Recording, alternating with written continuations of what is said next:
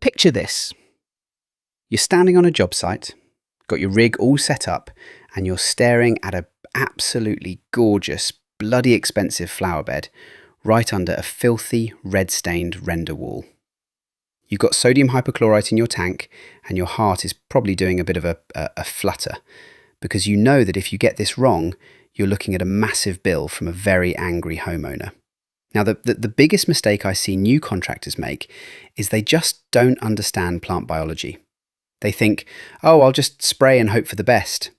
But here is the thing. When a plant is dry, it's thirsty, right? It's literally gasping for a drink. If you spray your Softwash mix near a dry plant, that plant is going to go, thank you very much, and suck that sodium hypochlorite deep into its leaves and roots instantly. It is a death sentence for the garden. So what do we do? Well, your first and absolute best line of defense is a simple water shield. Before you even think about touching a chemical valve, you need to drench the entire area with pure water. Wet the leaves, wet the soil, saturate it to the point where the plant has had a massive drink and simply cannot absorb any more liquid. If the plant cells are already full of clean water, they can't drink your chemical mix. It's basic physics, really. But here is another trap, the classic blue tarpaulin. People think, oh, I'll just chuck a heavy tarp over the flower bed and I'm safe. Do not do this on a hot day. If the sun is beating down, that heavy plastic tarp turns into a greenhouse steamer. You will literally cook and steam those delicate flowers, and that heat trapping is often way more destructive than the actual chemical runoff would have been. If you must cover them, use a light, breathable landscaping fleece, but honestly, water is your best friend. Now here is a pro tip that we used to use all the time at Mr. Clever Clean. It's called a physical water curtain. If it's a bit breezy and you're worried about airborne chemical mist drifting onto a neighbour's prize-winning roses, get an assistant or set up a sprinkler to spray a constant mist of pure water between your working area and the plants. If any Softwash overspray tries to float across, it hits that water curtain, gets instantly knocked down to the ground and gets watered down. Remember my favourite motto in this industry: dilution is the solution to pollution. It's simple, it's effective, and it saves you a world of pain. Now, what happens once the chemical actually hits the ground? Because, let's face it, sodium hypochlorite eventually breaks down into salt. And salt in high concentrations behaves exactly like a powerful weed killer. It ruins the soil, it dehydrates the root systems, and a couple of weeks later, the grass starts turning brown.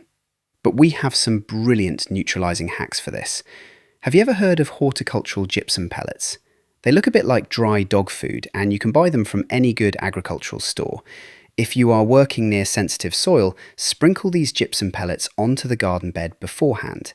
When you rinse down your Softwash, those pellets will actually attract and trap the salt, neutralising it and conditioning the soil at the same time. It's a complete game changer for protecting root systems. But wait, it gets even better. There is a brilliant little trick involving liquid fertiliser. At the end of the job, during your final rinse, use a garden hose attachment to spray a mild liquid fertiliser over the grass and flower beds. The organic compounds in the liquid fertiliser will instantly react with any tiny trace elements of remaining sodium hypochlorite, neutralising the bleach on contact. Plus, the homeowner comes home, and not only is their house sparkling clean, but their garden gets a massive nutrient boost. They think you're some kind of miracle worker. They have no idea you just used a bit of clever chemistry to cover your tracks. But what if the worst happens? We live in the real world, and accidents do happen.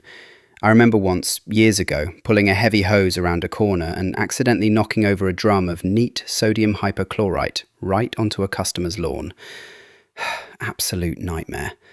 If a heavy spill occurs, you cannot hesitate. You need immediate, intense dilution. Do not try to sweep it or ignore it. Scoop up what physical liquid you can and then flood that area with water for a good 30 minutes to an hour.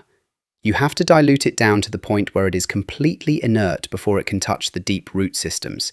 If you act fast and apply the dilution is the solution to pollution rule, you can actually save the grass from any permanent damage. Look, if you want to be a professional contractor, you've got to treat the customer's property with respect. If you want more of these practical guides, training courses, or if you want to download our Softwashing Pro calculator app so you never get your mixing ratios wrong, head over to softwashing.uk. We've got everything you need to keep your business profitable and safe. All right, speak to you soon. Take care. Bye-bye for now.